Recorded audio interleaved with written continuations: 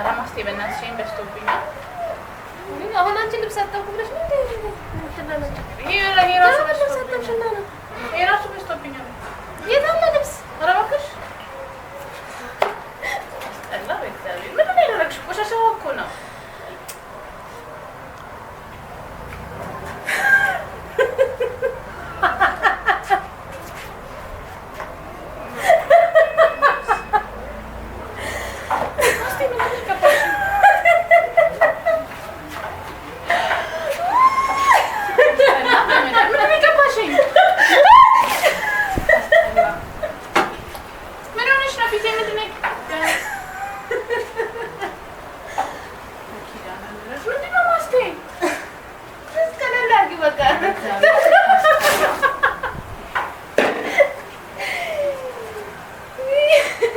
አንቺ ምን ያልቀብችሽ ነው እንደዚህ የምትረጭኝ?